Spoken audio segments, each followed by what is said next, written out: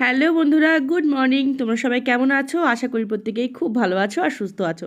সবাইকে জানাই শুভ বসন্ত পঞ্চমী। আজ সকাল সকাল শুরু করছি নতুন আরেকটা ব্লগ। চলো এখন যাচ্ছি ও বাড়িতেই কিন্তু আজকে আমাদের মেন পুজো হবে। আমরা চলে আসলাম এই বাড়িতে, আর আসাতে একটু কথা বলতে পারিনি কারণ রাস্তায় সেরকম টাইপের বক্সের আওয়াজ, এখানেও আছে হালকা দূরে আর কি। যাই হোক, যেমন প্রতিবারই হয় এবারও তাই হবে। আমাদের বাপের বাড়িতেই পুজো হয়, মানে ওদের বাড়িতে, পুচকুদের বাড়িতে। আমার বাড়িতে তো এখনো পড়াশোনার কেউ নেই। আগে যখন নদ ছিল তখন ও করতো আর কি। আমার বিয়েতে কখনো পড়াতে, আমিও কখনো করি। কিন্তু এবার এরা ছোট ছোট মানুষ পড়াশোনা করে, তাই এই বাড়িতেই বৌদি প্রতি বছর করে। তাই এই বাড়িতে।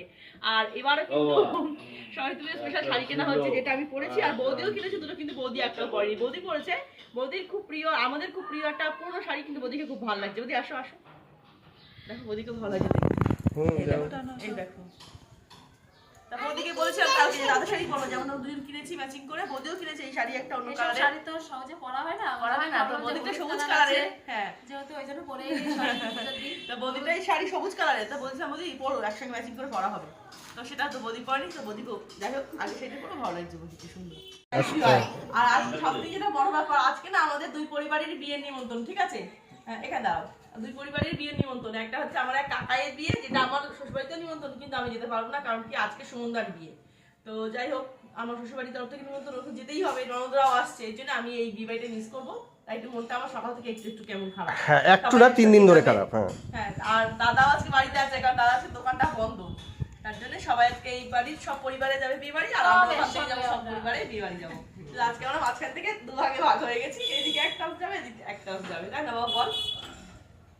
আমাদের তো হয়তো আজকে শ্রী পঞ্চমী নিয়ম হয়, যেটা আমি আমার ব্লগে শেয়ার করতে পারিনি। বৌদির ব্লগে তোমরা অবশ্যই পেয়ে যাবে, দেখে নিও, সেটা তোমার চ্যানেলে আছে।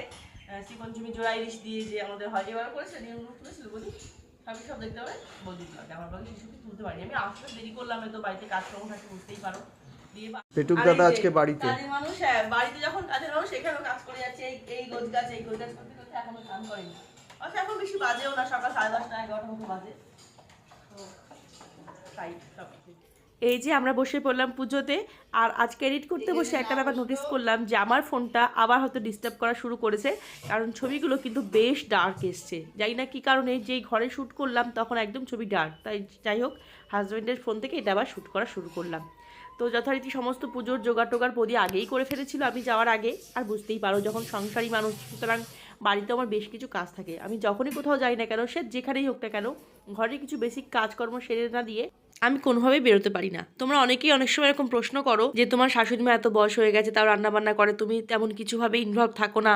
দেখো, সবটা তো সবসময় ক্যামেরায় শেয়ার করা যায় না। প্রত্যেকটা বাড়ির বউ এটা ফিল করতে পারবে, যতই আমরা কিছু না করি তবুও আমাদের প্রচুর প্রচুর কাজ থাকে। তো যাই হোক, মা শুধু রান্নাবান্নাটুকুই করে, বাদবাকি সমস্ত গুছিয়ে দেওয়া, মানে রান্নাবান্নার সব জোগাড় যন্ত্র সব কিছু কিন্তু আমিই গুছিয়ে দিই। মা শুধু রান্নাটুকুই করে আর কি। তো যাই হোক, আদার্স তো ঘরে কাজকর্ম ছেড়েই দাও।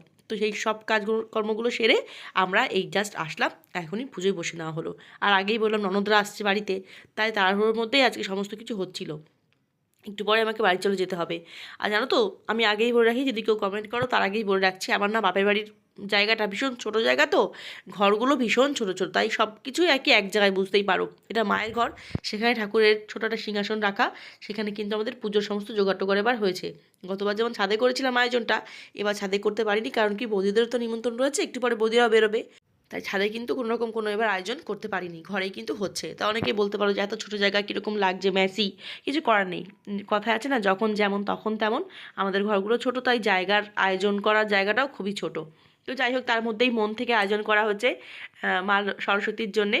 তো এখন সমস্ত পুজো টুজো মোটামুটি শুরু হয়েও গেছে। তোমরাও দেখো পুজোটা কেমন করে হয়। আর পুজো কিন্তু অবশ্যই আমার হাজব্যান্ডই করছে, আমার দুবাড়ির পুজো ওই করে।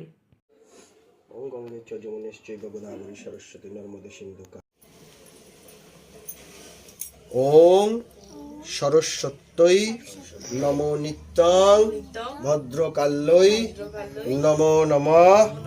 বেদ বেদান্ত বেদাঙ্গ বিদ্যাস্থানেভ্য এবচ এষ সচন্দন গন্ধপুষ্প বিল্লপত্র।